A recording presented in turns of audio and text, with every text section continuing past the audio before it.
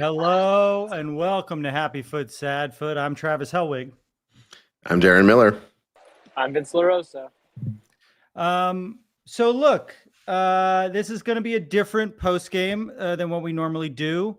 In solidarity with the 3252 who chose to be silent for 90 minutes. We're going to be short and just talk a little bit about what's going on with the club and the team. Obviously, this is a post game for a match we just won 3-1. We're about to play Chelsea in a week. A lot of good things to say about the team. We're not going to be talking about any of those. We're not going to take any callers. And if you want to send us any super chats, instead of doing that, we ask that you donate to Chirla. The link is on screen at chirla.org, CHIRLA.org. So just quickly, I want to say a few things, and then I'll throw it over to them about what it was like in the stadium and how they're feeling. None of us want to be doing this. We want to be talking about the team.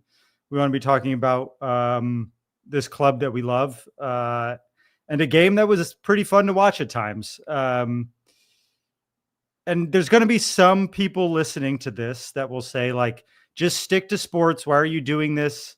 Like, don't like, why are you, sports and politics don't mix. And the people who believe that don't understand sports or politics. And they certainly don't understand LAFC, and they don't understand this community and what it means to this city and what this city means to the community. This city has been through so much over the last few months, the Palisades fires, the Eaton fires, Carson winning MLS Cup. I couldn't help it. I couldn't help it. But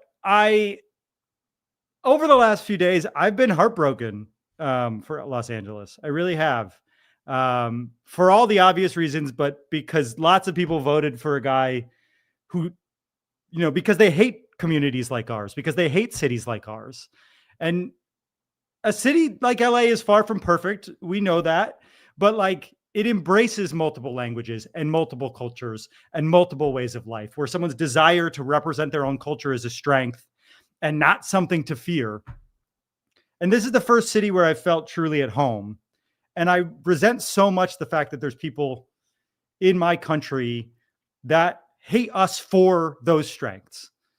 A wildfire you can only be so angry at, but the cruelty over the last few days, as we've watched parents be ripped away from their kids, kitchen staff thrown in fucking unmarked vans by masked men, students kidnapped at schools, worshipers at churches. I saw someone post about an overturned and abandoned fruit cart, and just wondering what the end of that story is, right? And we'll never know the ending of that story. And that's just imagining that image is horrifying to anyone who lives in the city. And I think what's so devastating about all this cruelty is that the cruelty is the point, and fear is the point. And I don't know the number of folks who ask me if we should be worried about ICE showing up at the game today.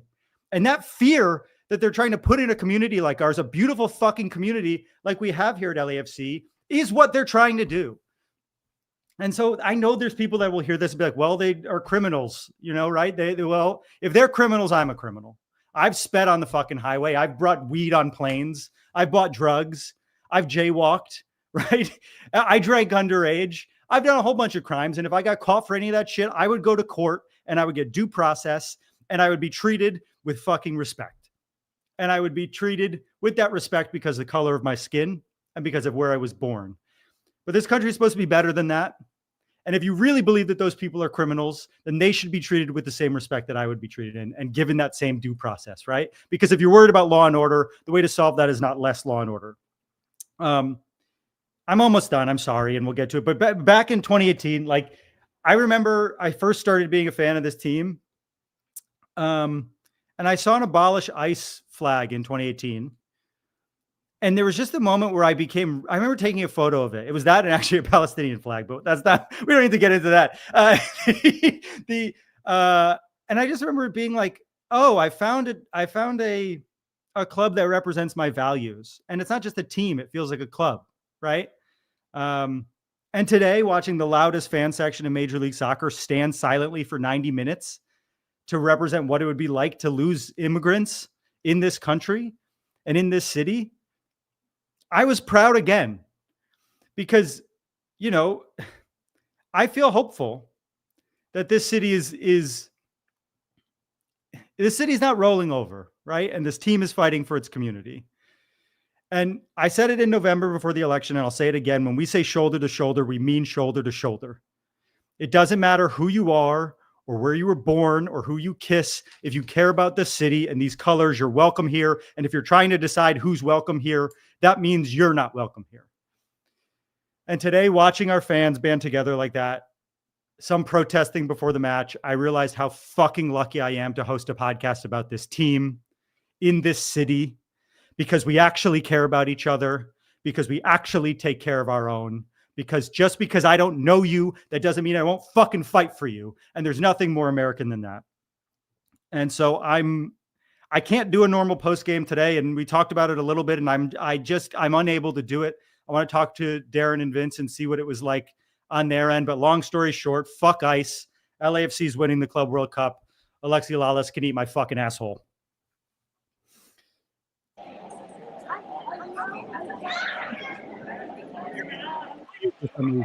Yeah, you've been muted this whole time, and you can't unmute. Well, I don't know how to do it. Oh no. Oh, Darren. Oh, Darren. Oh, Darren is okay. I get it, Darren. You're silent. You're silent. Yeah. You're silent in protest. Yeah, totally. Yeah, good save. Darren, Vince. I mean, Vince, you could tell us what it was like in the stadium. But generally, how you guys feeling as three white guys talking to a mostly Spanish-speaking audience? Not great. Not great. Not great at all. I'll be honest with you. Can I just tell you, walking up here today was very weird. It was quiet. It was odd. Everyone was kind of on edge. I will say one thing that was a little terrifying was the amount of people I heard wondering why people were on edge. Like, where are you? Where have you been? What are you doing in our city? I mean, I'll give you a pass, I suppose. They weren't, at least they weren't saying like, I'm okay with this, but that worried me a lot. Look, I've been to games here, multiple games, closed door games. Every year they have preseason games, and I've been privileged when I've worked for the club to be in them. And even in those closed door games, there's been drums. There's been the 32-52 because they found out what time the game was, and they showed up.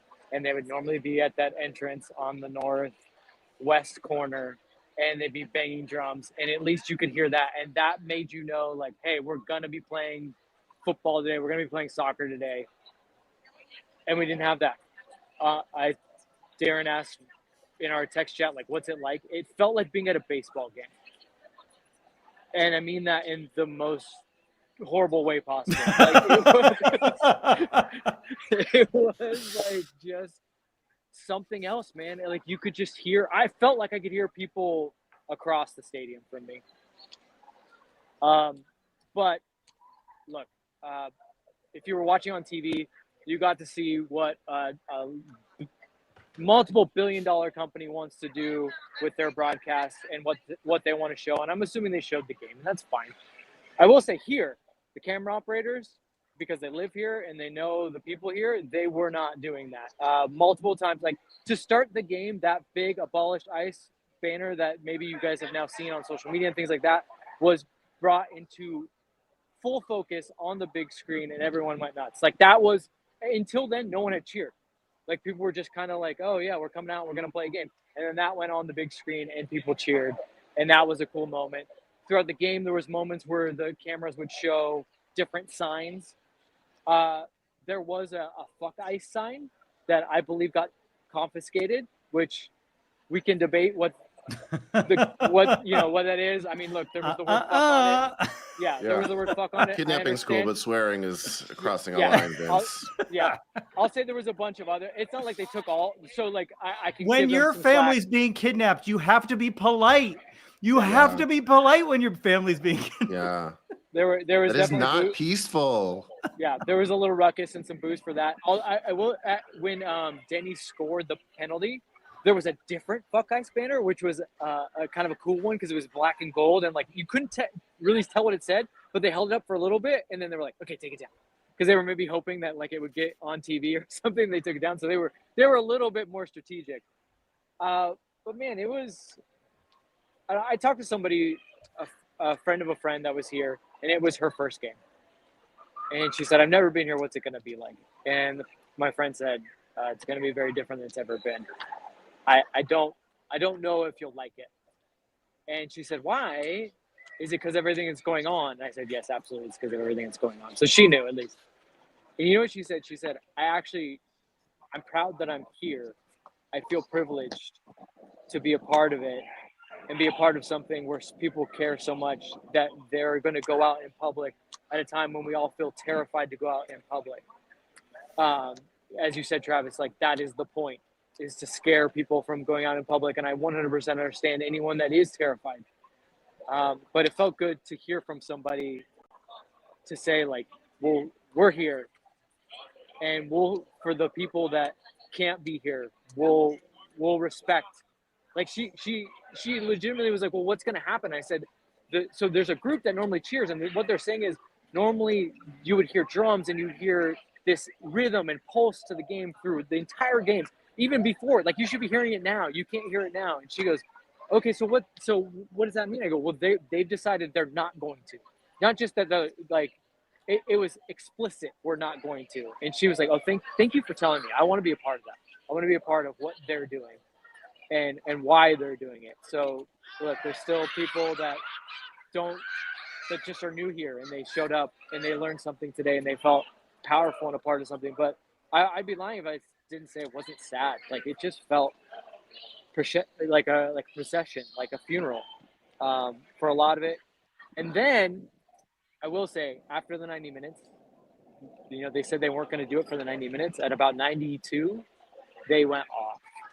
And man, that was emotional. Like I wanted to, like I did. I teared up a little bit. It was palpable. It was heavy. It was rad. It was just fucking rad. Like it was so cool. And the first song they sang was "We Are Los Angeles," and it just went on. And then they had a brief second where they ended the song and everyone cheered, and then they went right back into another song. But they like it hung there in the air for a second. It was like, don't fucking forget. Like we did something here. We were silent, but don't you fucking ever take us like lightly. We were fucking here. And don't you ever forget that we are so loud and in control that millions of people on the internet thought we were an invading army taking over the United States. Yes. Yeah. Which is truly like the only bright spot in what has been a horrible, horrible few days for this city is a bunch of true idiots on the internet thinking that LAFC fans marching into Carson were anti-ICE protests. Darren, how are you feeling? Yeah, how's it? Vince, I'm going to mute you for a second just because you got people yelling in the background. But how you feeling, Darren? I'm feeling great. I got a lot of notes on the game. I've got a lot of happy foots and sad foots. Let's get into it. So in the 8th minute, Mark Delgado. Let me look at my notes because it might not have been exactly the 8th minute. I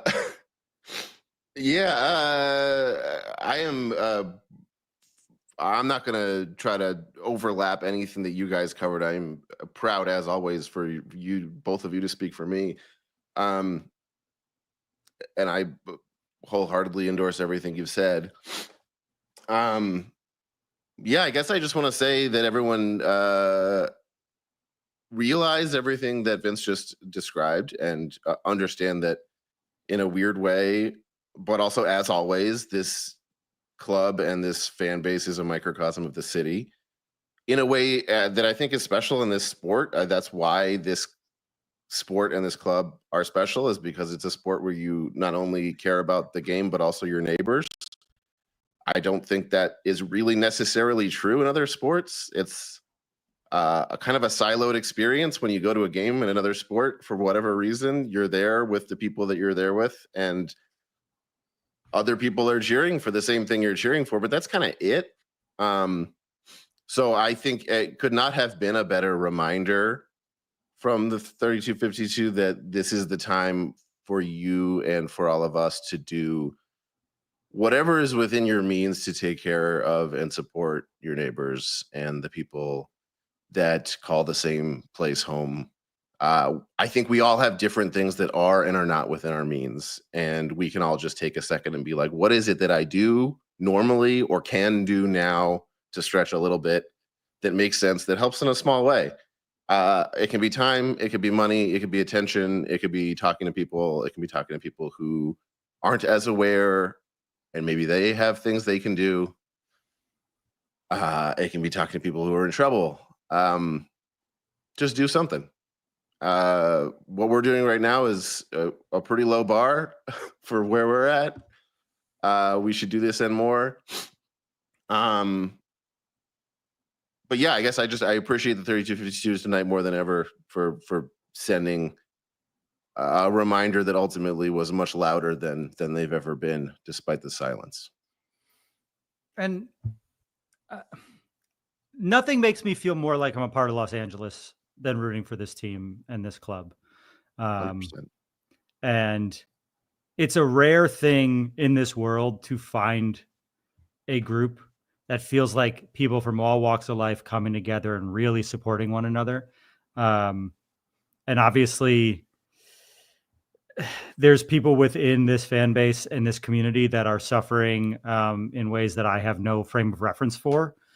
And I just want to say, like, if there's any way that we can help you or anyone you know, please reach out to us and we'll use whatever resources we can to help. And you know, I want to keep this short in light of the protest today, and just also like say this: there's more things in life than soccer, and this club is more than soccer. It's a community, and we need to take care of one another. And I promise to do my best to take care of each and every one of you in whatever ways I can. So if there's any ways that I can help, or any of us can help, or this community can help, please reach out. And or even like I got a message from somebody at the SEIU, that guy who's the president of the SEIU, who got fucking detained, and there's going to be a protest for him. SEIU is one of the biggest unions in the world. The local president got arrested, and he's been detained, I think, at least until tomorrow. He's an LAFC fan.